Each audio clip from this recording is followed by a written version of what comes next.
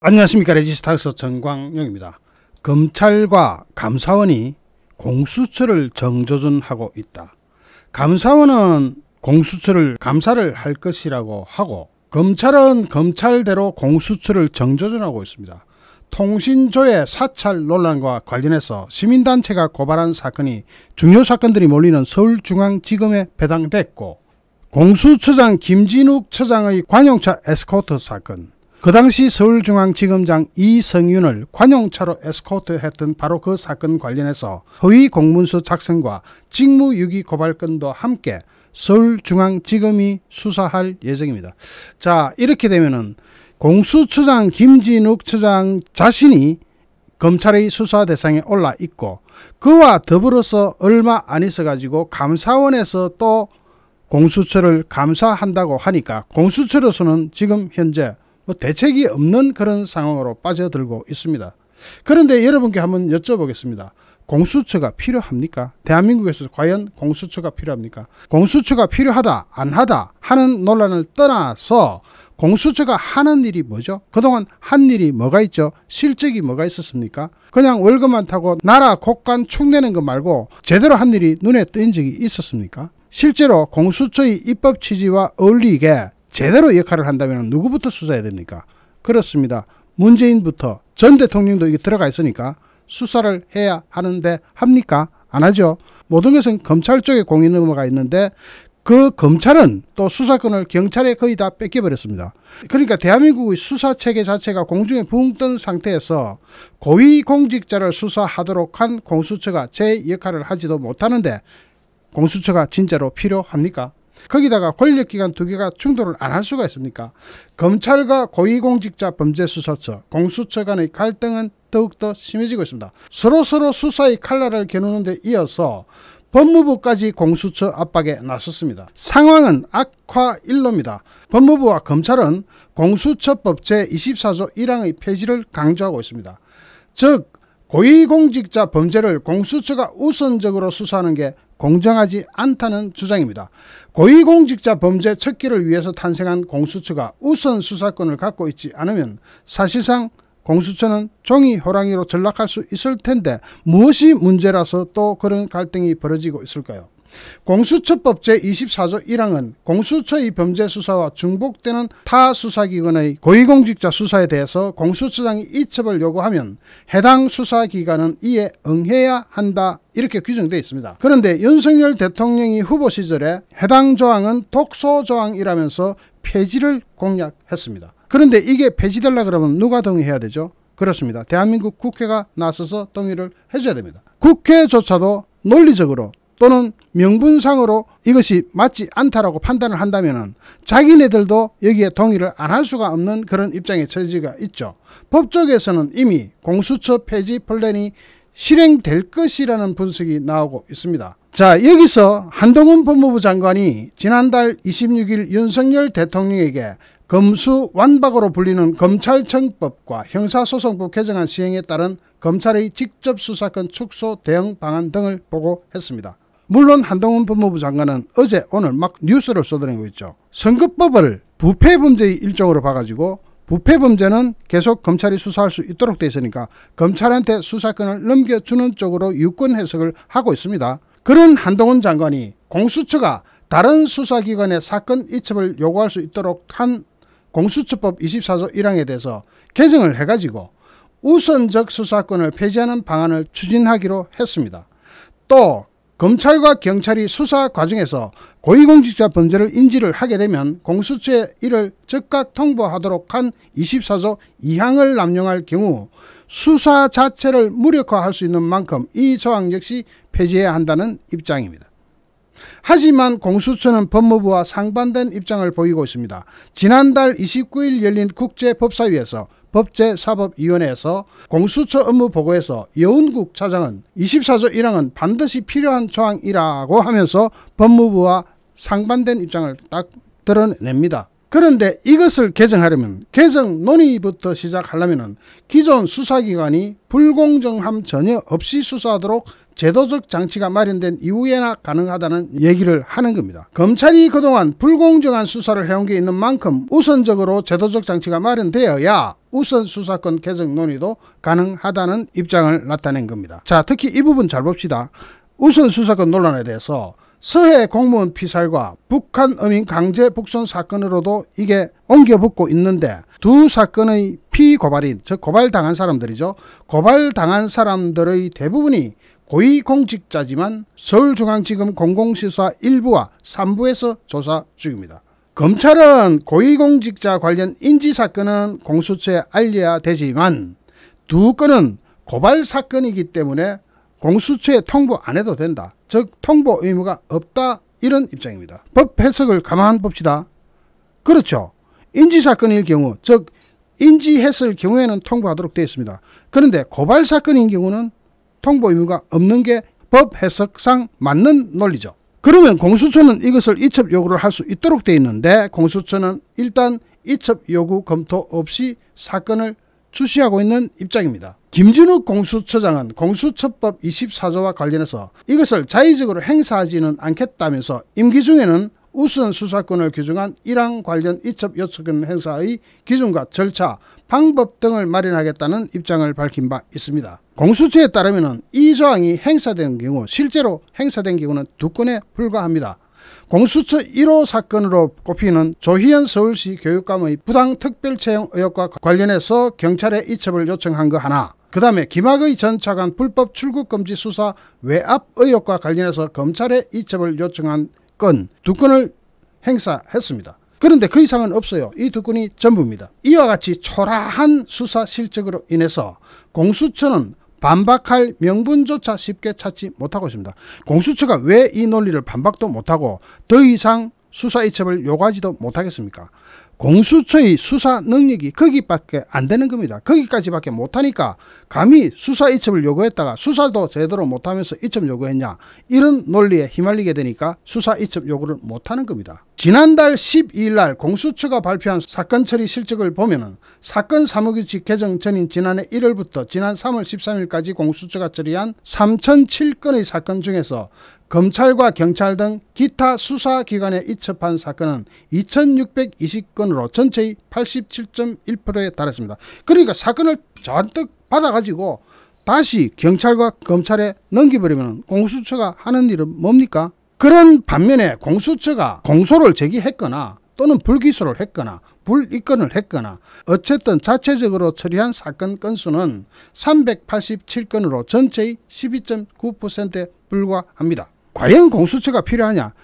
거기다가 2건 처리는 제대로 한 것 같고 나머지는 다 어떻게 처리했는지도 우리 국민은 잘 모르는 그런 상황이죠.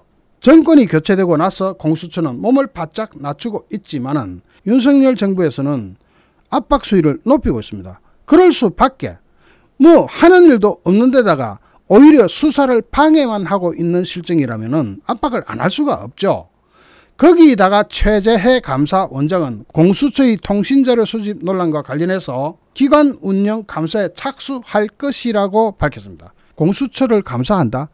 공수처 감사하면 정말 재밌는 결과가 나오겠네요. 그동안 일 어떻게 했는지 다 들여다보고 발표가 나올 거 아닙니까? 그러면 공수처는 한 번 더 국민들에게 공개 망신을 당할 수도 있습니다. 제대로 일을 했다면 물론 다르겠지만 지금까지 해온 걸 보면 제대로 일을 한 게 별로 없다는 거죠. 공수처는 지난 3월 이미 결산 검사를 받은 바 있습니다. 정부 전체 연간 회계검사의 일환으로 통상적 수준이었습니다. 하지만 감사원의 기관 운영 감사, 이 경우는 케이스가 조금 다르죠. 작년에 출범한 공수처가 받게 되는 것은 상당히 이례적이라는 평가입니다. 왜냐? 통상적으로 기관 운영 감사는 길게는 5년 주기로 이루어지는데 공수처는 출발한 지 1년밖에 안 되는데 공수처를 상대로 칼을 빼들었다는 분석이 나오죠. 왠줄은 다 짐작하죠. 공수처가 도대체 뭘 했느냐? 그건 한번 쳐다볼 필요가 있겠죠. 최재해 감사원장은 공수처가 감사원 감사로부터 독립적이고 자유로운 기관인가 라는 국민의힘 전주의 의원의 질의에 그렇지 않다고 딱 잘라서 말했습니다. 공수처 역시도 행정기관이기 때문에 감사 대상이 된다고 하면서 대대적인 감사를 시사했습니다. 실제로 공수처에 대한 감사가 이루어진다면 파장은 작지 않을 겁니다. 검사장 출신의 한 변호사는 공수처가 광범위한 통신 조회를 하게 된 구체적인 이유를 대봐라. 자, 이것이 감사 대상에 올라가는 겁니다. 공수처가 그동안 광범위하게 통신조회를 막 해댔는데 특히 수사 대상이 아닌 기자들에 대해서 통신영장을 청구한 이유는 밝히지도 않았지 않느냐 하면서 이와 같은 행위는 위법하다고 볼 수 있기 때문에 감사 결과에 따라 검찰의 수사로 이어질 수도 있다고 내다보고 있습니다. 검찰도 역시 공수처를 정조준하고 있습니다. 통신조회 사찰 논란과 관련해서 시민단체가 고발한 사건이 중요 사건이 몰리고 있는 서울중앙지검에 배당됐고 특히 김진욱 공수처장이 이성윤 당시 서울중앙지검장을 관용차로 에스코트해 올 때 그와 관련해서 허위 공문서 작성을 했고 직무유기 고발도 했다는 그런 고발이 있기 때문에 서울중앙지검이 이를 수사하도록 했습니다. 여기에 수사 대상자는 바로 공수처장 김진욱입니다. 이게 얼마나 기가 막힌 일입니까? 공수처장이 수사 대상이 된다? 그러면 어떻게 됩니까? 그 당시에 여러분 다 보셨을 겁니다. 마치 007 작전하듯이 이성윤을 과천 어느 주택가의 뒷골목에서 싣고 와가지고 완전히 에스코트를 했죠. 남들 볼까봐 안 보는 데서 태워가지고 공수처로 진입했지 않습니까? 그게 잘못된 것이라는 것을 공수처장도 알기 때문에 그렇게 했겠죠. 그러니까 이거 수사해 봐야 되는 거 아닙니까? 그러니까 공수처장 김진욱이 수사 대상에 올라버리는 겁니다. 법조계와 정치권에서는 윤석열 대통령이 후보 시절부터 언급해온 공수처 폐지 플랜이 시작된 거 아니냐는 분석도 나옵니다. 다만 공수처를 너무 빨리 폐지하게 되면 역풍도 맞을 수 있기 때문에 공수처의 존립 근거가 되는 24조 1항부터 손볼 것으로 보입니다. 지난 4월에 작성된 것으로 추정되는 윤석열 정부의 국정과정 이행계획서에 따르면 공수처법과 관련된 내용이 절비하게 나열되어 있습니다. 해당 문서는 총 1170페이지가량의 대외비 문서로 지난 4월 대통령 선거 운동 기간에 작성된 것으로 추정됩니다. 이행계획서의 내용이 지난 5월 3일 발표된 110대 국정과제로 대부분 반영된 것을 보면 일부 수정을 거쳐서 최종 채택이 된 것으로 보입니다. 다시 한번 여러분께 여쭤보겠습니다. 공수처 정말 필요합니까? 이런 공수처가 왜 필요하죠? 오히려 이성윤 서울중앙지검장을 과천 어느 골목에서 태워가지고 에스코트를 한 그 사건만 봐도 뭔가 자기 진영한테는 특혜 중에 상특혜를 베풀고 있다는 것이 눈에 딱 들어왔죠. 전 국민이 다 알고 있는 사건 아닙니까? 당시 110대 국정과제 중에 네 번째 과제가 형사사법개혁을 통한 공정한 법 집행이라는 부분입니다. 이행계획서에는 윤석열 대통령이 후보 시절에 언급했던 검찰, 경찰, 공수처 관련 발언과 공약들이 실천과제와 함께 명시가 되어 있습니다. 대표적인 실천과제로 공수처법의 독소조항을 폐지하고 검찰과 경찰도 고위공직자 부패를 수사할 수 있도록 함으로써 공수처를 정상화시키겠다 하는 내용이 포함되어 있습니다. 차장검사 출신의 한 변호사는 한동훈 장관의 발언이 날이 갈수록 과감해지고 있다. 검찰 수사 개편에 이어서 정상화라는 워딩까지 쓰고 있다고 말합니다. 그런데 사실 공수처를 폐지한다든지 공수처법을 손본다든지 하게 되면 그 벽은 상당히 높습니다. 공수처법 24조 1항은 법무부 장관의 수사지휘권 폐지 등 국회 법률 개정 사안입니다. 지금 현재 여소야대인 국회 상황상 윤석열 정부가 공수처법을 마음대로 바꿀 수는 없기 때문입니다. 특히 최근 민주당이 공수처 힘 실어주기에 나서면서 협조를 구하는 일도 상당히 어려운 실정입니다. 현 정부와 각을 세우고 있는 민주당을 설득시키기가 쉽지 않다는 겁니다. 필요에 따라서는 정부 입법도 고려할 수 있겠지만 이 경우에 야권의 반발이 거세질 가능성이 큽니다. 하위 법령으로 법에 규정된 기관의 권한을 통제하려 한다면 헌법재판소로 갈 여지도 큽니다. 한동훈 장관 역시 우선적 수사권 폐지는 국회 입법사항이라고 하면서 법무부는 행정부를 대표해서 그런 식의 문제인식을 갖고 국회 입법을 적극적으로 지원하고 그런 방향으로 노력하겠다는 취지라고 말했습니다. 즉 한동훈 장관도 이게 국회 입법사항이라는 것은 아는 거죠. 그래서 국회 입법사항이라고 하면 우선 야당의 민주당의 협조가 필요한 사항인데 이거는 뭐죠? 명분 싸움입니다. 명분이 맞으면 야당이 안 따라올 수가 없는 거죠. 그런데 지금 공수처가 하는 것을 보면은 명분은 윤석열 대통령과 한동훈 법무부 장관한테 있다. 이렇게 보는 것이 정확할 겁니다. 한동훈 법무부 장관은 또 직접 수사를 강화하기 위해서 강력부와 외사부 등 직접 수사부서를 복원하고 금융, 정권, 보이스피싱, 조세범죄 등 다양한 범죄에 대응하기 위한 합동수사단을 운영하겠다고 윤석열 대통령에게 보고했습니다. 범죄 정보를 수집하는 능력도 회복시키기 위해서 올 하반기 중에 대검찰청 정보관리 담당관실의 인력과 권한을 확대하겠다는 내용도 포함되어 있습니다. 이렇게 한동훈 장관은 기존의 검찰 조직을 활용해가지고 뭔가 사회정의를 실현하는 쪽으로 간다, 이런 쪽으로 방향을 정했기 때문에 공수처가 이것을 방해할 수도 없고, 또 공수처가 제대로 수사 능력도 갖추지 못한 것이 백일화에 다 드러나고 있기 때문에 이미 공수처는 존립 명분을 상실하고 있는 겁니다. 이런 상황에서 감사원은 감사원대로 지금까지 잘못된 게 너무 많으니까 감사에 착수하겠다라고 했고, 검찰은 검찰대로 서울중앙지검에서 공수처장을 포함해서 공수처에 대해서 전반적인 수사에 돌입하고 있는 상황입니다. 이런 전반의 상황으로 볼 때 공수처는 존립 기반과 존립 명분, 존립을 해야 되는 이유 모두를 상실하고 있습니다. 그런 상황에서 다시 한번 여러분께 여쭤보겠습니다. 공수처가 대한민국에 과연 필요합니까? 잠시 후 또 다른 주제로 여러분을 찾아뵙겠습니다. 시청해주신 여러분께 진심으로 감사드립니다. 여러분 고맙습니다.